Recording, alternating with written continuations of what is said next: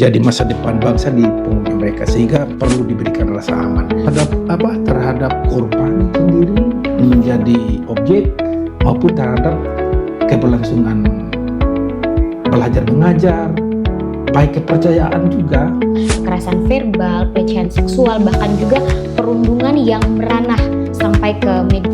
Harus berani menyampaikan untuk itu tidak terulang dan terjadi. Kalau kampus mau menjaga kredibilitas, menjaga nama baiknya, berarti harus berani melapor. Seperti apa kolaborasi atau kerjasama yang sejauh ini sudah dilakukan antara Bapak dan Ibu dari kepolisian bersama masyarakat itu betul-betul rasa aman. Satgas di sana, kita berkoordinasi, berkolaborasi dengan mereka. Melakukan edukasi, juga penguatan dan motivasi bagi para mahasiswa. Kami sudah dibentuk dengan bagaimana memberikan aman dan nyaman terhadap setiap korban. Supaya dia timbul rasa percaya dirinya lagi, jangan rasa takut. Sehingga bagaimana kita turun ke kampus, kita kan sedikit gampangkan dengan media sosial ya. Oke, baik. Bisa mereka telepon personil, kami menyediakan sarana 110.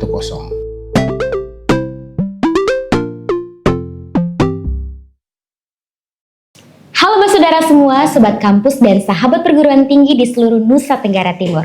Kembali lagi dalam podcast kesayangan kita, podcast LL Dikti 15 mengudara, mengeksplor dunia perguruan tinggi dari Timor Indonesia. Kembali lagi dengan saya Milka yang akan membersamai kita dalam episode kelima kali ini. Masih dalam bulan untuk mengkampanyekan anti kekerasan di ruang perguruan tinggi oleh Kemendikti-Saintek. Di episode kemarin kita sudah berbincang dengan Ibu Dr. Lani terkait dengan bagaimana peranan kampus menciptakan ruang yang aman dan nyaman bagi seluruh sivitas akademika. Dan kali ini kita akan melihat dari sudut pandang peran aparat penegak hukum terkait dengan bagaimana juga menciptakan ruang aman di perguruan tinggi. Milka tidak akan berbicara sendiri tentunya, karena kali ini sudah ada seorang tamu spesial kita. Beliau dari Kepolisian Daerah Provinsi Nusa Tenggara Timur. Beliau adalah Kompol Jemi Octavianus Noke SH, seorang Kepala Subdirektorat Perempuan di Direktorat Reserse PPA dan PPO Kepolisian Daerah Provinsi Nusa Tenggara Timur. Halo Bapak, selamat datang di podcast kami. Apa kabarnya Bapak hari ini? Puji Tuhan baik. Puji Tuhan baik. Ya, ini hari ini Milka berbicara dengan Pak Polisi nih. Jadi energinya juga harus semangat ya, seperti Bapak dan Ibu Polisi dimanapun kita melihatnya ya Bapak ya. Oke, terima kasih Bapak sudah hadir membersamai kami di podcast hari ini. Ini menjadi sebuah kebanggaan dan juga kesenangan bagi kami karena tentu saja kami akan mendapat banyak insight dari Bapak sendiri. Terima kasih banyak Bapak, sobat pendengar. Kita akan mulai langsung berbincang dengan Bapak Jemi di saat ini. Berbicara Bapak terkait dengan perundungan kekerasan di ruang perguruan tinggi. Mengapa ini menjadi hal yang kemudian penting untuk diperhatikan tidak saja oleh kampus tapi juga secara khusus oleh Bapak dan Ibu sebagai seorang penegak hukum? Baik, terima kasih. Pertama saya mungkin terima kasih atas undangan terhadap kami. Jadi saya menanggapi langsung apa menjadi pertanyaan kenapa menjadi perhatian ya, menjadi perhatian baik aparat maupun kampus, karena tempat kuliah ataupun perguruan tinggi itu adalah tempat mahasiswa belajar, sehingga harus diberikan rasa aman, karena perguruan tinggi inilah tempat untuk mereka dibentuk karakter, dibentuk bagaimana dia menjadi penerus, menjadi masa depan bangsa di punggungnya mereka, sehingga perlu diberikan rasa aman.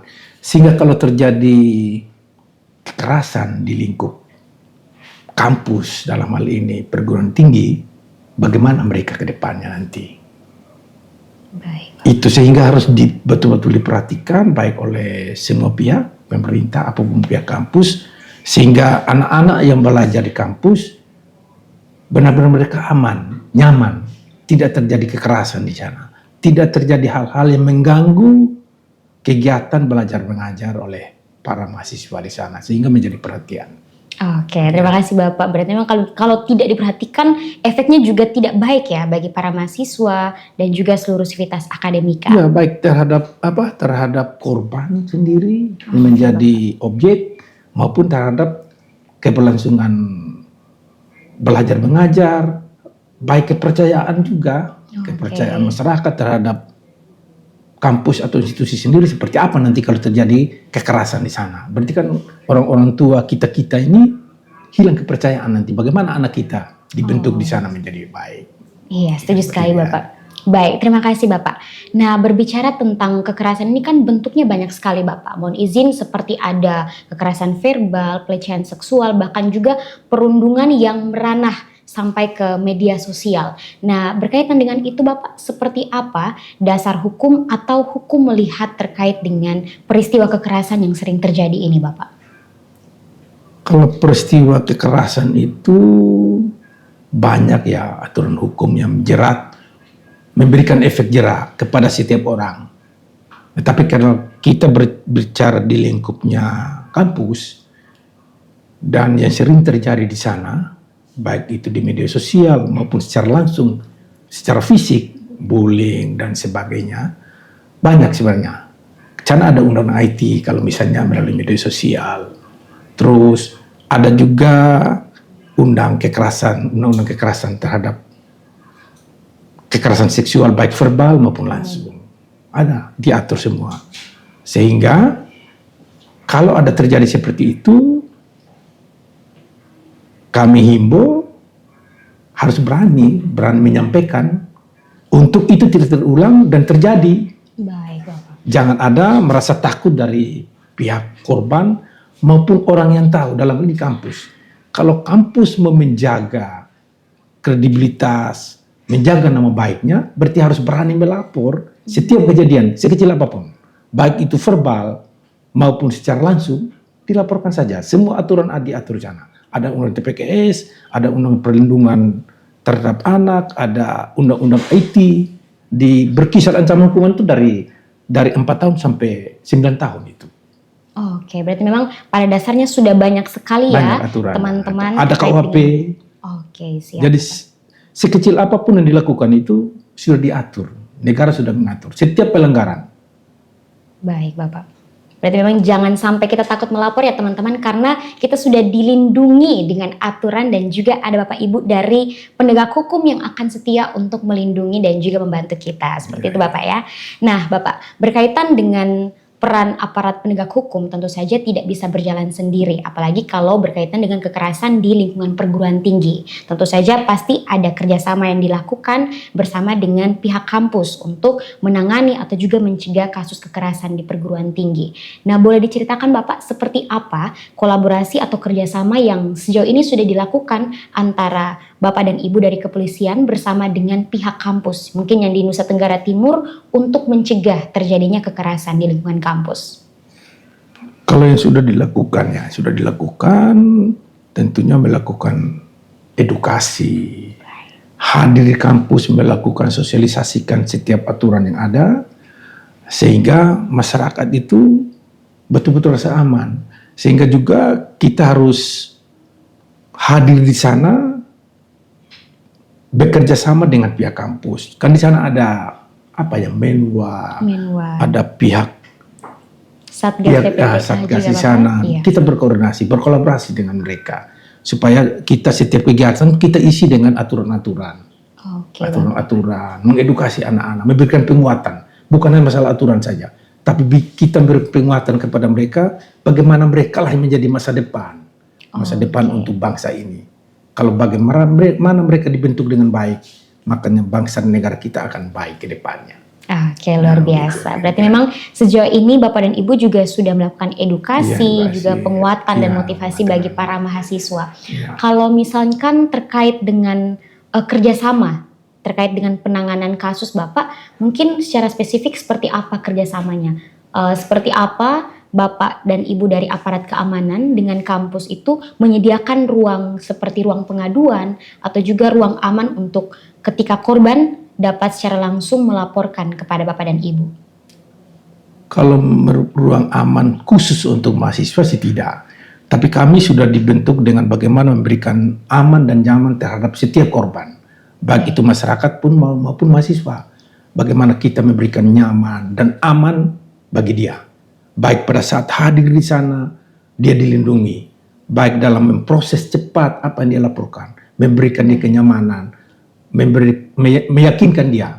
Supaya dia timbul rasa percaya dirinya lagi. Jangan rasa takut. Sehingga bagaimana kita turun ke kampus dan bekerja sama dengan pihak kampus supaya korban-korban ini kita lindungi. Takutnya mereka setelah lapor, mereka dirasa di apa. Jadi baik dalam penanganan maupun edukasi kepada dia, perlindungan setelah dia melaporkan juga kita melakukan itu.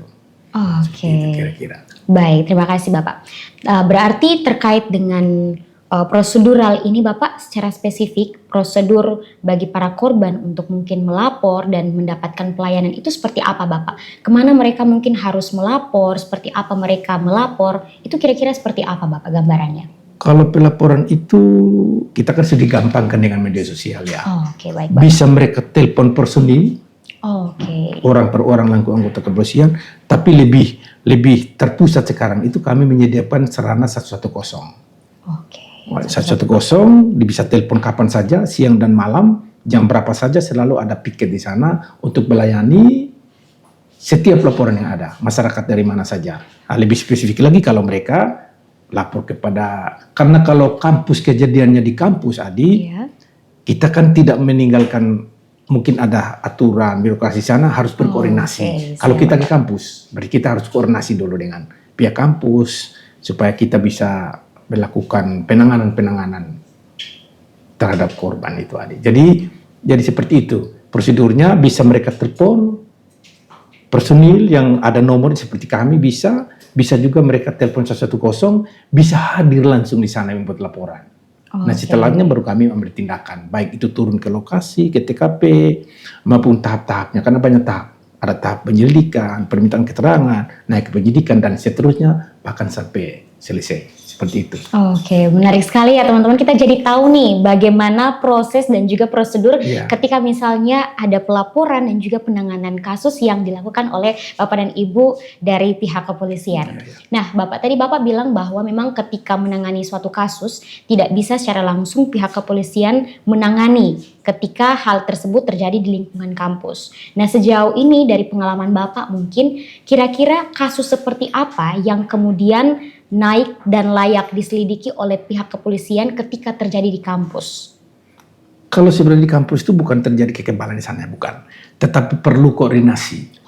Sehingga setiap kejadian yang mungkin mengganggu keamanan, terus ada terjadi kekerasan, baik itu kekerasan penganiayaan di sana, baik itu kekerasan seksual dan sebagainya, itu kami bisa ke sana. Cuman kita melakukan koordinasi. Tidak mengesampingkan itu. Jadi setiap perbuatan pidana yang dilakukan yang terjadi di kampus, ya kami tetap melakukan penanganan. Cuma tetap berkoordinasi. Jangan mengganggu dengan kehadiran polisi, jangan terganggu. Iya, jadinya takut Bapak ya. Malah terganggu mereka. Gitu. Itu yang perlu kami jaga. Sehingga kami perlu berkoordinasi bagaimana pihak kampus maupun para pihak di sana bisa berkoordinasi dengan kami begitu. Sehingga dan kami tidak mengganggu aktivitas di kampus. Itu sebenarnya. Oke, baik. Terima kasih banyak Bapak. Nah, berkaitan dengan kekerasan ini juga Bapak ya, kebanyakan mungkin kita tahu bahwa yang menjadi korban itu di pihak perempuan ataupun juga anak-anak, seperti bagian Bapak sendiri yang secara khusus melayani terkait dengan perempuan dan anak. Nah, kalau misalkan korbannya itu laki-laki Bapak, apakah itu juga dilayani oleh bidangnya Bapak atau kemana mereka akan dilayani Bapak? Mungkin perlu saya jelaskan ya, karena kami juga direktorat baru. Kalau Direktorat PPAT PPO itu ada 3 subdit. Subdit yang pertama itu menangani tentang kekerasan terhadap perempuan yang dewasa. Kalau kekerasan terhadap anak lagi ada yang subdit 2-nya. Kalau perdagangan orang itu subdit 3. Sehingga kalau terjadi kekerasan terhadap pria, berarti di pidana umum nanti. Nah, itu kalau kami ada 3 direktorat sekarang. Ada khusus, ada umum, dan TPPO PPA. Nah itu. Dan nantinya kalau laki-lakinya menjadi korban, berarti kita arahkannya ke pidana umum. Tapi kalau anak di kami, kalau masih di bawah umur. Jadi ini informasi penting dan baru nih teman-teman. Jadi kita sudah tahu ya kalau misalnya ada yang melakukan pelaporan, sudah dispesifikasikan akan dilayani seperti apa nantinya dari pihak kepolisian. Terima kasih Bapak. Tapi pelayanan untuk pelaporan terpusat ya. Terpusat. Terpusat di penjagaan itu, nanti baru dipilah nanti. Ini apa? Kalau ini misalnya anak, berarti di kami anak, orang, dan perdagangan orang.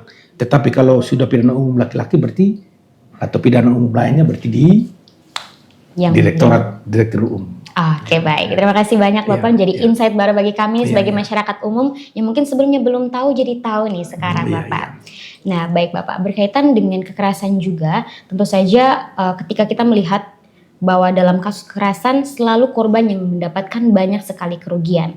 Ketika misalkan Bapak dan Ibu menangani sebuah kasus kekerasan, seperti apa pendampingan yang diberikan kepada korban agar mereka itu bisa mungkin keluar dari ketakutan ataupun rasa ketidaknyamanan akibat dari kekerasan itu, Bapak?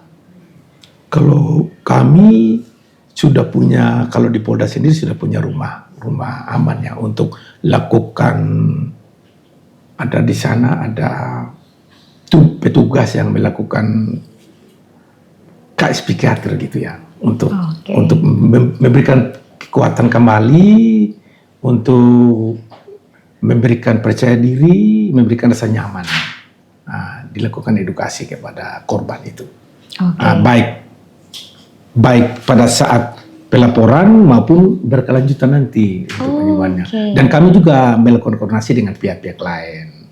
Ada tempat perlindungan anak dan sebagainya, perempuan dan anak juga ada rumah aman, ada pihak-pihak lain lah yang membantu memberikan penguatan kepada untuk kesembuhan korban.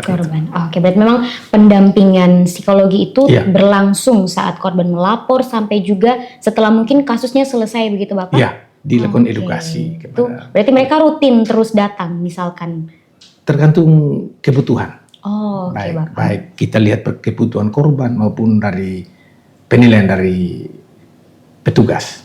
Oke, baik. Terima kasih banyak Pak. Berarti memang sudah disediakan ruang aman yang secara khusus juga memberikan pendampingan bagi korban. Jadi kalau teman-teman kita menemukan kasus kekerasan di lingkungan kita, jangan takut untuk melapor. Oke, baik Bapak. Kita kembali untuk membahas terkait dengan kekerasan di ruang perguruan tinggi. Sejauh ini Bapak, dalam menangani berbagai kasus kekerasan di ruang perguruan tinggi, apa saja tantangan yang Bapak dan Ibu alami ketika melayani berbagai kasus yang ada di ruang perguruan tinggi? Baik, terima kasih. Jadi kalau kita bicara kendala ataupun tantangan, tapi setiap persoalan pasti ada tantangannya, termasuk kampus. Kalau ada kejadian di sana, yang terjadi, yang kami alami sebagai aparat penegak hukum, seperti yang melakukan itu tentunya orang yang mereka kenal. Bahkan ada baik itu dosen mungkin, baik itu senior, dia agak lebih tinggi lah dari korban. Sehingga itu kadang-kadang jadi kendala, ada ketakutan dari korban. Kalau setelah saya lapor nanti itu, bagaimana dengan saya nanti? Bagaimana kelanjutan pendidikan saya? Apakah saya dilindungi atau tidak? Itu ada kekhawatiran. Itu yang pertama.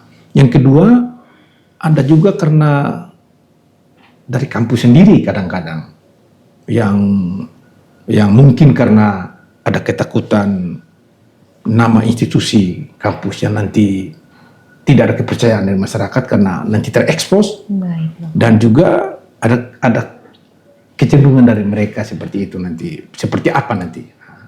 Itu menjadi kendala untuk kami. Terus yang berikutnya juga ada kelompok mahasiswa nanti yang mungkin terjadi. Kalau perundungan kan banyak orang, itu ada ketakutan dari korban.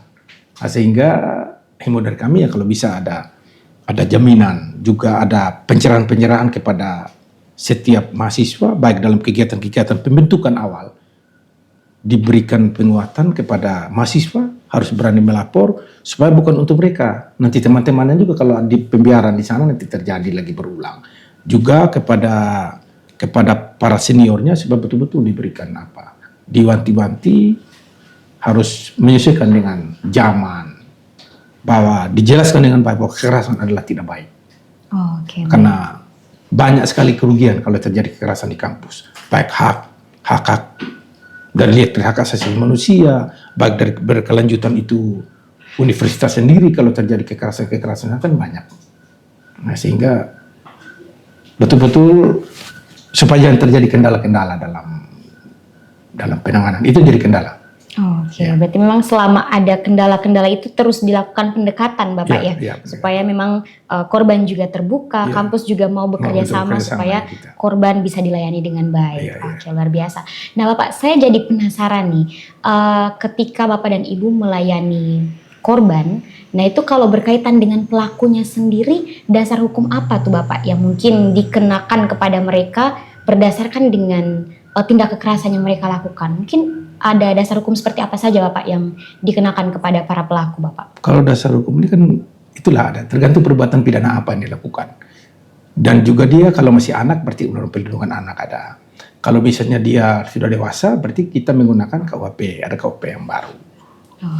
Jadi banyak pasal sana. Kalau lebih dari satu orang berarti pengeroyokan. Kalau hanya satu orang berarti itu penganiayaan.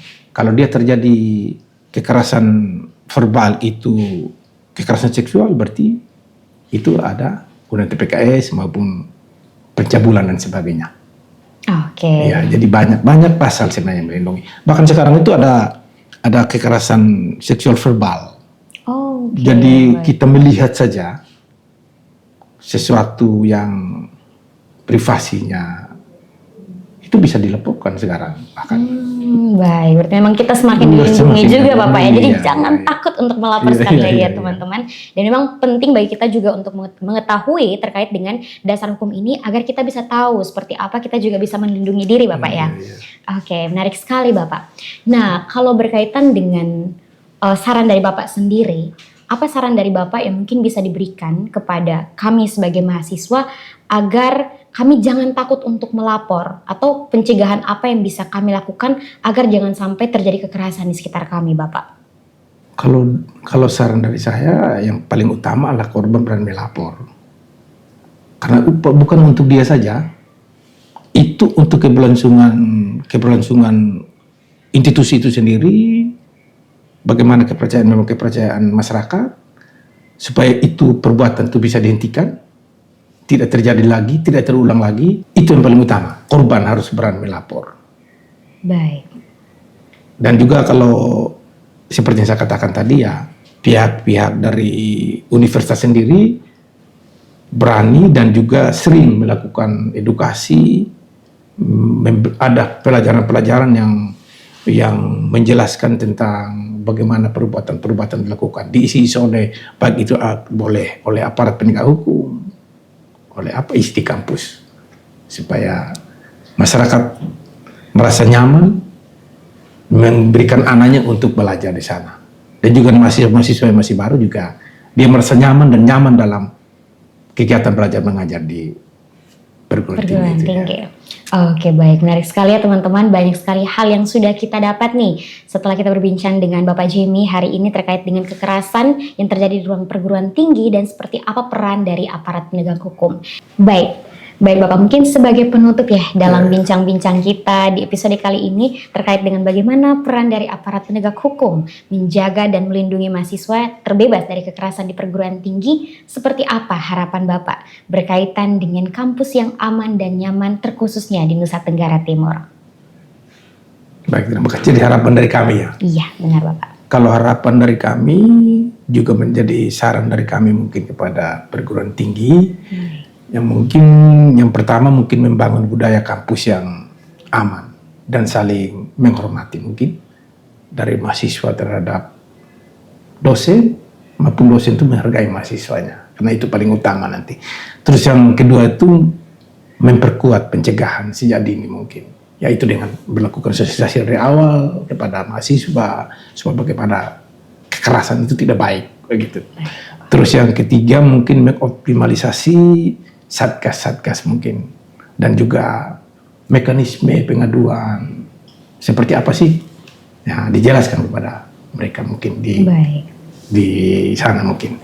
Terus yang berikutnya mungkin dari saran dari kami, betul-betul sekarang itu pihak kampus benar-benar melakukan pengawasan terhadap setiap kegiatan mahasiswa, belajar mengajar, kegiatan di dalam maupun di luar itu harus benar-benar merawaskannya, jangan dibiarkan sendiri mereka nanti. Terus yang berikutnya memang kerjasama mungkin, tetap kalau sudah ada dipertahankan dan kalau bila perlu ditingkatkan dengan aparat dan juga dengan masyarakat. Nah, yang berikutnya mungkin diberikan ruang untuk dilakukan tindakan tegas kepada dengan berani melapor itu, biar ada efek jerahnya nanti terhadap kejadian-kejadian seperti itu. Itu Nana mungkin dari kami. Oke, baik. Sobat Kampus, seru sekali ya obrolan kita di episode kelima kali ini bersama dengan Bapak Jemi. Sekali lagi Bapak, terima kasih banyak telah hadir bersama kami di podcast ini dan berbagi bersama dengan seluruh Sobat Kampus terkait dengan bagaimana peran dari aparat hukum untuk mencegah dan menangani kasus kekerasan di ruang perguruan tinggi. Terima kasih banyak Bapak sekali lagi. Sobat Kampus, obrolan kita sudah selesai. Ini menjadi pesan penting bagi kita semua bahwa jangan kita takut untuk melapor karena ada aparat penegak hukum yang siap untuk melindungi dan juga mendampingi kita. Karena berkat kerjasama, keberanian dan juga kepedulian dari kita semua, maka niscaya kita bisa menciptakan kampus yang aman dan bebas dari kekerasan. Saya Milka Nomleni pamit undur diri, sampai jumpa di episode selanjutnya. Mengeksplor perguruan tinggi dari Timur Indonesia. Dadah!